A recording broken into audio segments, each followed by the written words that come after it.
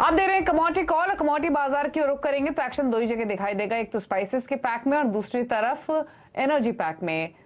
तेजी बरकरार है नेचुरल गैस में, कच्चे तेल में भी तेजी आती हुई दिखी है। कल हमने $100 के पार ब्रेंट जाते हुए देखा था, फिलहाल उन लेवल्स के नीचे ट्रेड कर रहा है। उधर अगर आप एग्री कमोडिटीज को देखेंगे तो कल जीरे ने नया रिकॉर्ड हाई बनाया था, आज ही वही ट्रेंड देखने को मिल रहा है क्योंकि फ्रेश हाईस पर जीरा आज के सेशन में भी ट्रेड कर रहा है। तो ये वो दो पॉकेट जहां पर सबसे ज्यादा एक्शन है। इसके अलावा ग्वार पैक में आपको थोड़ी खरीदारी दिखेगी, बाकी तमाम एग्री कमोडिटीज लाल निशान में है। वहीं नॉन एग्री स्पेस में देखेंगे तो सोने चांदी में सुस्ती के साथ ट्रेड हो रहा है, मिला जुला ट्रेंड आपको दिखाई देगा मेटल्स में। लेकिन ट्रेडिंग के मौके कहां हैं ये अब समझते हैं। हमारे साथ पैराडाइम कमोडिटी के बीरेन वकील और एक्सिस सिक्योरिटीज के प्रीतम पटनायक मौजूद हैं। आप दोनों का ही स्वागत है। प्रीतम, आप बताइए आपकी टॉप कॉल्स क्या हैं अभी?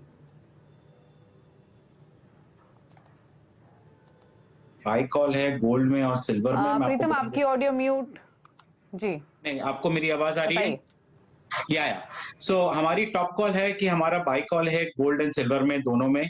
आई थिंक कहीं ना कहीं एक प्रेशर तो बना हुआ है जैक्सन होल का, क्योंकि फेड का एक्सपेक्टेशन जो था कि कहीं इंटरेस्ट रेट्स वो हाइक करना बंद कर देंगे या स्लो डाउन करेंगे। बंद तो करने की बात नहीं थी, बट कहीं ना कहीं स्लो डाउन की बात हो रही थी।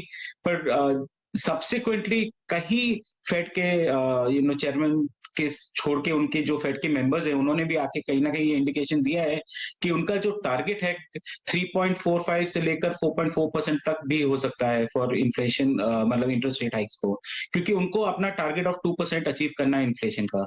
और उसके चलते नॉट ओनली 50 बेसिस पॉइंट, कहीं ना कहीं 75 बेसिस पॉइंट के भी इंक्रीज की बात हो रही है, बट प्रोबेबिलिटी 50 बेसिस पॉइंट की ज्यादा है। और जैक्सन होल में कोई नया न्यूज सुनने को नहीं मिलेगा, बट यही है कि इंटेंसिटी कितनी रहेगी उसी ऊपर फर्क पड़ेगा। बट ये एक चीज है जो गोल्ड के ऊपर प्रेशर बना के रखा हुआ है। बट आप जितना इकोनॉमिक डेटा देख रहे हैं, धीरे धीरे कहीं ना कहीं ग्लोबल इकोनॉमी मूव कर रही है टुवर्ड्स रिसेशनरी ट्रेंड, और इसलिए थोड़ा बहुत सपोर्ट अब गोल्ड को नीचे की तरफ मिल रहा है। इसलिए हमारा इंट्राडे की बेसिस पे बाइंग कॉल है गोल्ड में, जो हम लोग कहते हैं कि 51,300 लेवल पे आता है तो सोना खरीद के चल सकते हैं। एक स्टॉप लॉस लगा सकते हैं 51,150 एंड टारगेट प्राइस ऑफ 51,500। और सिमिलरली सिल्वर का भी ट्रेंड वही रहेगा, वो गोल्ड के प्राइसेस को फॉलो करेगा। और 54,900 के आसपास जो ट्रेड कर रहा है मार्केट, उधर से हम लोग खरीद के चल सकते हैं। एक स्टॉप लॉस लगा सकते हैं 54,500 और टारगेट प्राइस 55,500। जो तीसरा कॉल हमारा है, जो हमको थोड़ा सा हाई कन्विक्शन कॉल है, वो है नेचुरल गैस में। जैसे आपने बोला, दो न्यूज आई थी नेचुरल गैस में। एक था कि कहीं ना कहीं यूरोप ईयू ने कैनेडियन कनाडा के साथ कहीं ना कहीं अग्रीमेंट किया है for supply of natural gas. और बोथ फ्रेंच और इटालियन ऑयल एक्सप्लोरेशन कंपनीज ने नया नेचुरल गैस का साइट्स आइडेंटिफाई किए हैं। पर दोनों चीज बहुत टाइम लगाएंगी प्रोडक्शन में आने में, और तब तक ये जो तंगी है नेचुरल गैस की वो बनी रहेगी और डिमांड हाई है। तो इसलिए हमारा बिलीव है कि यदि नेचुरल गैस एक बार 750 लेवल खुदाता है तो वहां से खरीदना चाहिए। एक स्टॉप लॉस 746 का लगा के और टारगेट प्राइस 760 का लेके चल सकते हैं। तो ये हमारी टॉप पिक्स थी। ओके बीरेन, आपकी स्ट्रेटेजी क्या है, आपकी कॉल्स क्या हैं?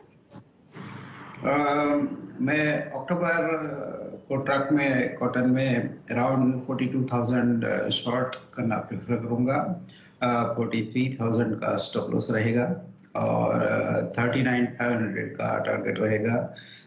एक आध वीक इसकी टाइम फ्रेम है।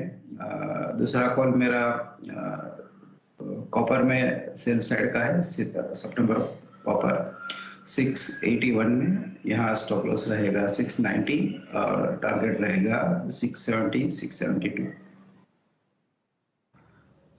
ओके तो चलिए ट्रेडिंग स्ट्रैटेजीज आपको मिले हैं बिरेन की ओर से, लेकिन आप फोकस करेंगे ग्वार पैक पर, क्योंकि हमने देखा था कि अगस्त में 13,000 के पार ग्वारगम के भाव निकले थे। उसके बाद लगातार गिरावट देखने को मिली और 4 महीने में भाव ऊपरी लेवल से करीब 40% उठ गए। लेकिन अब ग्वार में निचले स्तरों से फिर से एक रिकवरी आते हुए दिख रही है और पिछले 10 दिनों में ही कीमतों में 8% की तेजी है। तो ग्वार पर क्या आउटलुक बन रहा है, इस पर बातचीत करने के लिए पेमराज ताराचंद के रुपेश गोयल हमारे साथ मौजूद है। रुपेश नमस्कार, स्वागत है आपका। पहले तो ये जानना चाहेंगे जो ये रिकवरी बनी है इसके पीछे कारण क्या है? क्या डिमांड बहुत अच्छी हो गई है या सप्लाई को लेकर कोई दिक्कतें हैं, या सिर्फ एक ये लगातार गिरावट के बाद एक रिकवरी भाव में देखने को मिल रही है?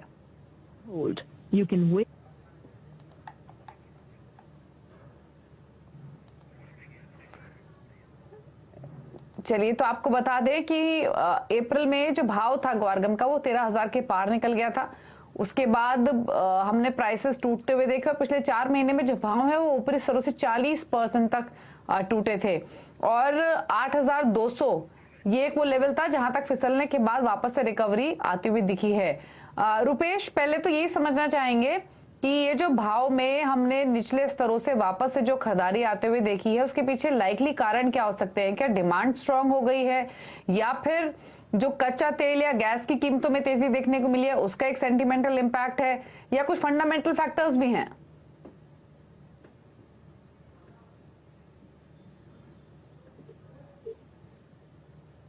रुपेश, क्या आप सुन पा रहे हैं? हाँ जी सुन रहा हूँ जी रुपेश जी, ये ग्वारगम पर आपसे बातचीत करनी है। ग्वारगम को लेकर फिलहाल क्या स्थिति है? पहले तो डिमांड फ्रंट पर ही बताइए, क्या डिमांड बढ़ती हुई दिखी है या एक्सपोर्ट डिमांड स्ट्रांग आ रही है? क्या स्थिति है फिलहाल? किसी भी ग्वार की कमोडिटी को या किसी भी कमोडिटी के डिस्कवरी प्राइस डिस्कवरी के लिए 3 चीजें इंपॉर्टेंट होती है।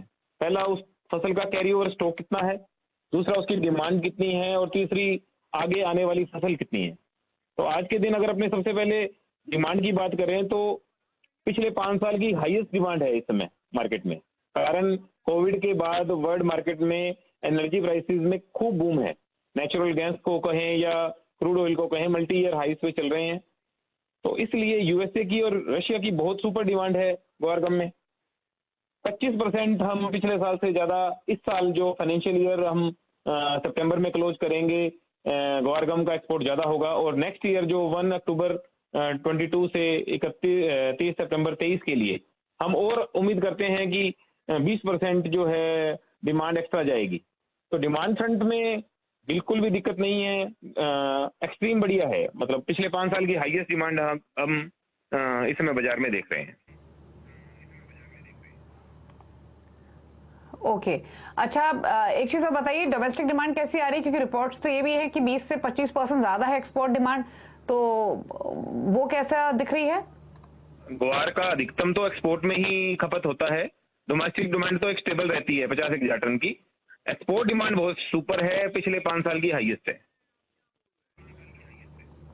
तो फिर ये बताइए, अब आपने जो 3 फैक्टर्स बताए प्राइस के हिसाब से, उसमें एक तरफ डिमांड, डोमेस्टिक एक्सपोर्ट जो मजबूत है जो प्राइसेस को ड्राइव करती है, प्लस एनर्जी प्राइसेस जो बढ़ रहे हैं, तो मान के चला जाए कि इस रिकवरी के बावजूद भी और ऊपर जाने की गुंजाइश है भाव में? अभी हम बात करते हैं कैरी ओवर स्टॉक की। पिछले 5 सालों से राजस्थान में मानसून बड़ा डेफिसिट रहा था और खपत के अनुसार फसल कमजोर रही। इस वजह से आज के दिन पिछले 4-5 सालों का बिल्कुल लोवेस्ट कैरी ओवर स्टॉक हम कैरी कर रहे हैं। जो हम 1 अक्टूबर 2022 को मार्केट में कैरी फॉरवर्ड लेके जाएंगे वो बिल्कुल लोवेस्ट है। लेकिन अच्छी बात क्या है? अच्छी बात ये है कि राजस्थान में इस बार ऐतिहासिक बारिश हुई है। मतलब पिछले 20-30 सालों की हाईएस्ट बारिश मैंने मेरी लाइफ टाइम में इतनी अच्छी बारिश राजस्थान में नहीं देखी। तो उसको देखते हुए ग्वार के जो खेती के एरियाज हैं उसको हम 2 हिस्सों में बांट सकते हैं। एक वो इलाका जो नहरी इलाका है, गंगानगर, हनुमानगढ़, हरियाणा से लगता हुआ इलाका, वहां पर ग्वार की जो सोइंग है वो पिछले साल जितनी ही है। लेकिन ज्यादा बारिशों से उन इलाकों में पक्की जमीनों की वजह से ईल्ड में कुछ नुकसान है, पौधे की हाइट बढ़ गई है लेकिन फाल में कमी दिखाई दे रही है। लेकिन वैसे ही बारानी इलाकों में जो कि बीकानेर, चूरू, जैसलमेर, बाड़मेर, ये इलाकों के लिए ये बारिश बहुत बहुत बहुत फायदेमंद है। आज आप पश्चिमी राजस्थान के इलाकों में जाएंगे तो आपको लगेगा ही नहीं कि राजस्थान है, बिल्कुल कश्मीर की तरह हरे भरे इलाके लग रहे हैं। लेकिन बारानी बिजाई क्योंकि 45 डेज लेट चलती है नहरी बिजान से, तो ग्वार का जो प्राइस है वो तय करेगा 10 सितंबर से 25 सितंबर तक की बारिशें। अगर इस अवधि में राजस्थान में एक अच्छी बारिश हो गई तो ग्वार की जो फसल है, जो पिछले साल हम 50 से 60 लाख बैग की मानते थे क्विंटल की, वो 125 लाख बैग, 1 करोड़ 25 लाख बोरी होने की पूरी संभावना रहेगी। और अगर ये बारिश नहीं आती है, क्योंकि राजस्थान के लास्ट चरण में बारिशें हमेशा ही थोड़ी डावाडोल रहती हैं, तो अगर ये बारिशें अगर नहीं आई 10 सितंबर से 25 सितंबर के बीच में, तो आज जो हरे भरे खेत दिख रहे हैं पानी की कमी की वजह से इनमें ईल्ड में दिक्कत आएगी। तो फिर ग्वार की जो फसल है वो 80 से 90 लाख बोरी के बीच में रहने की संभावना है। तो ग्वार के प्राइस डिस्कवरी के लिए आज के दिन सबसे महत्वपूर्ण जो इशू है वो है सितंबर की बारिशें ही तय करेंगी कि ग्वार का जो प्राइस जो आज 4600 चल रहा है वो 55 आएगा या 43 44 तक आए। ओके, ठीक है, चलिए शुक्रिया रुपेश जी तमाम पहलुओं पर बातचीत करने के लिए। काफी क्लियर पिक्चर यहाँ पर रुपेश जी ने दी कि प्राइसेस किस ओर जा रहे हैं, फैक्टर्स कौन से इंपॉर्टेंट रहेंगे गोइंग फॉरवर्ड और क्या कारण है इस तेजी के। वीरेन, आप ही कोई स्ट्रैटेजी है क्या ग्वार पैक में? इसके वॉल्यूम काफी कम है, तो कम थीन वॉल्यूम में टेक्निकल संकेत नहीं काम करते। मुझे ऐसा लग रहा है कि थोड़ा ओवरसोल्ड होने के कारण इसमें थोड़ी रिकवरी शायद आ सकती है, बट फिर भी मैं ट्रेड से तो दूर रहूंगा। ओके, चलिए ठीक है, तो ये ग्वार पर व्यू है, ट्रेड अवॉइड करने की सलाह है। फिलहाल ग्वार का 8625 के लेवल्स पर देखने को मिल रहा है, 8200 के लेवल्स के आसपास से यहाँ पर एक तेजी आती हुई दिखाई दी है। चलिए रुक रहे हैं इसी के साथ एक ब्रेक के लिए। ब्रेक के उस पर क्वेरीज पर करेंगे फोकस। दोनों मेहमान हमारे साथ मौजूद हैं, उनसे लेंगे राय एक छोटे से ब्रेक के बाद।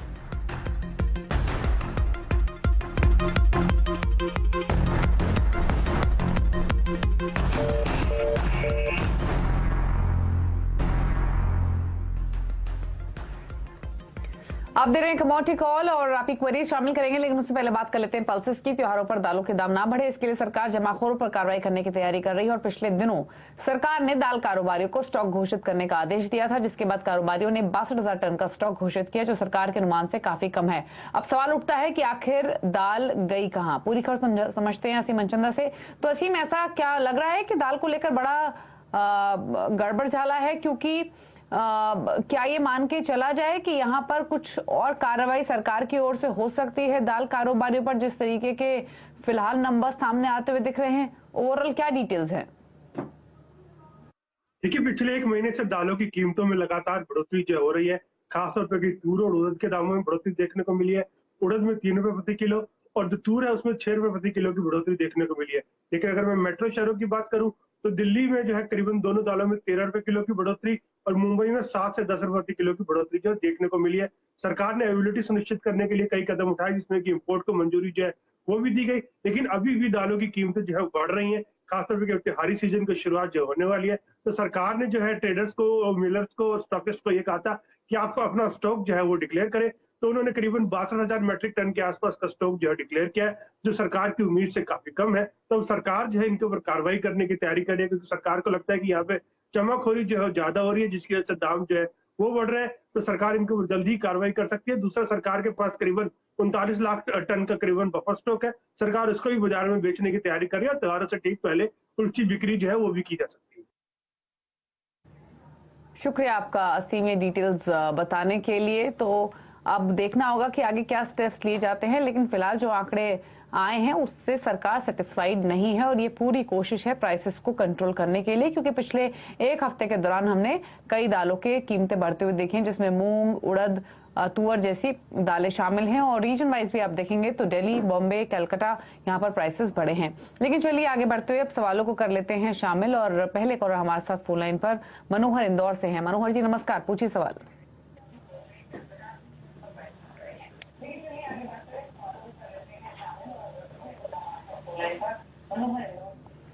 मनोहर जी प्लीज टीवी के जरिए बात मत कीजिए, डायरेक्टली आप फोन लाइन के थ्रू अपना सवाल पूछिए। मैंने 4 लाख एनजी के 768 रुपए में बाय कर रखे हैं। 768 में आपने नेचुरल गैस के 3 लॉट बाय किए हुए हैं। पूछ लेते हैं प्रीतम, बताइए क्या करना नेचुरल गैस में? पोजीशन होल्ड रखेंगे या फिर कोई और सजेशन? नहीं, बिल्कुल इसको होल्ड करके रखिए। हमारे हिसाब से थोड़ी तेजी बाकी है नेचुरल गैस में और आपका लेवल आ सकता है। हमारा भी जैसे आपने देखा था शो में पहले मैंने बोला था बाई कॉल ही है। टारगेट 760 का है, पर ये फर्स्ट टारगेट है। कहीं ना कहीं हमें ये लग रहा है कि ये 770, 70, 80 का भी लेवल छू सकता है, तो आप प्लीज बाई करके रखिए इसको। ओके, अगले कॉलर हमारे साथ बातचीत करने के लिए फोन लाइन पर रौनक हैं भोपाल से। रौनक नमस्कार, पूछिए अपना सवाल। मैम, मेरा ये सवाल ये था कि मेरे पास कोई वीट पड़ा हुआ था, तो मुझे उसको होल्ड करना चाहिए या बेच के मार्केट्स बाहर हो जाना चाहिए? ठीक है, क्या करें बीरेन? ये इनके पास वीट 200 क्विंटल है, ये ट्रेडर हैं, जानना चाहते हैं प्राइस आउटलुक भी सितंबर तक। फंडामेंटल काफी स्ट्रांग है, प्राइस आउटलुक भी बुलिश है, बट गवर्नमेंट के स्कैनर पे है ये, तो लो रिस्क ट्रेडर को या तो उनकी बाइंग कॉस्ट अफोर्डेबल है, मीन्स उनको मुनाफा है तो निकल जाना चाहिए, क्योंकि गवर्नमेंट का एक्शन इसमें आ सकता है शायद। ओके, एक सवाल हमें व्हाट्सएप के थ्रू भेजा है सुगी श्री ने शामली से। जिंक पर इनका सवाल है प्रीतम, एक लॉट इन्होंने बाय किया हुआ है और जो परचेसिंग प्राइस है वो 316 रुपए 50 पैसे का है, बताइए क्या करें। देखिए, जिंक में ऑनेस्टली आप मुझे पूछेंगे तो मुझे मेटल्स में थोड़ी वीकनेस दिख रही है। एक्चुअली हमारा सेल कॉल ये बना हुआ है, मेरा सेंस है कि आप एक 312 का लेवल यदि तोड़ता है जिंक तो वो निकल जाए वहां पे, कहीं ना कहीं वहां से उसके बाद थोड़ा टेक्निकल वीकनेस आ ही जाएगा। डायरेक्शनल क्लियर नहीं है। फंडामेंटली आप देखोगे तो मेटल्स में जब तक चाइना का फैक्टर आता नहीं है प्ले में, या तो रिसेशनरी फियर थोड़ा रिड्यूस नहीं होता, तब तक मेटल्स में तेजी मेरे को रियल दिखती नहीं है। सो आपका ज्यादा दूर नहीं है करंट प्राइस से। मेरा सजेशन है कि आप यदि 312 तोड़ता तो एक स्टॉप लॉस लगा के आप निकल जाइए, नीचे के लेवल पे शायद से आपको बाइंग की अपॉर्चुनिटी बाद में मिल सकती है। ओके, चलिए ठीक है, तो ये आपके लिए स्ट्रैटेजी है। एक व्हाट्सएप के थ्रू सवाल आया है राजेश का, कच्छ गुजरात से। कैस्टर सीड पर इनका सवाल है बिरेन, 112 क्विंटल कैस्टर सीड इनके पास और जो प्राइस है इनका खरीदारी का वो 7000 के आसपास का है, क्या करना चाहिए। फिलहाल रुक सकते हैं, कैस्टर मार्केट में फिजिकल में शॉर्टेज बनी हुई है, तो यहाँ से फिजिकल में जो 1500 यानी 7500 का भाव भी चल रहा है, वो शायद 7800 तक फिजिकल जा सकता है। फ्यूचर्स ऊपर नहीं जा पा रहा है, बट फिजिकल फर्म है। ओके ठीक है, चलिए तो ये सजेशन है आपके लिए। एक और सवाल है व्हाट्सएप के थ्रू इमरान का पुणे से, क्रूड ऑयल पर ये राय लेना चाहते हैं और जानना चाहते हैं इन लेवल्स पर थोड़ा स्लाइटली ब्रॉडर पर्सपेक्टिव से एंट्री ली जा सकती है क्या। तो प्रीतम क्या सजेशन रहेगा, एंट्री ले यहाँ पर क्रूड में निवेश के लिए इन स्तरों से। हाँ, 7500 के लेवल के आसपास हम लोग ट्रेडिंग के पर्सपेक्टिव से ले सकते हैं, लॉन्ग टर्म के पर्सपेक्टिव से मैं नहीं बोलूंगा, क्योंकि जैसे आपको पता है कि बहुत ज्यादा वॉलेटिलिटी और इंटरनेशनल मार्केट में भी कहीं ना कहीं वॉल्यूम थोड़ा सा थिन हुआ है, तो वॉलेटिलिटी बहुत रहेगी। बट ट्रेडिंग के हिसाब से आप 7500 लेवल से बाय करके चल सकते हैं। एक स्टॉप लॉस जरूर लगाइए 7450 पे, टारगेट प्राइस फर्स्ट रहेगा 7600 और उसके बाद 7700 का सेकंड टारगेट रहेगा। ठीक है, एक सवाल लेते हैं, ट्विटर के थ्रू भेजा है राधे मोहन ने जयपुर से। ग्वार सीड पर इनका सवाल है, 600 क्विंटल है इनके पास ग्वार सीड बिरेन, और ये ट्रेडर हैं, रखें या निकल जाएं। थोड़ा सा बाउंस है तो हेज में रख देना चाहिए। मैं इस फिजिकल के सामने फ्यूचर्स हेज करे तो 50-60 रुपए का ब्याज बदला रिटर्न मिलता रहेगा। ओके चलिए, तो ये सजेशन है ग्वार सीड पर। फिलहाल 4598 के लेवल्स देखने को मिल रहे हैं, नुकसान की पोजीशन है, फिलहाल होल्ड कर सकते हैं। चलिए इतने सवाल करेंगे शामिल। शुक्रिया बिरेन और प्रीतम आप दोनों का ही आने के लिए, अपने व्यूज देने के लिए, अपने पिक्स के साथ, तो साथ ही व्यूअर्स की भी हेल्प करने के लिए उनकी ट्रेडिंग पोजीशंस पर कमेंट करके। शुक्रिया आप दोनों का ही। तो इसी के साथ कमोडिटी कॉल में तो इतना ही, लेकिन ब्रेक के उस पार आप देखिए आवाज समाचार। नमस्कार।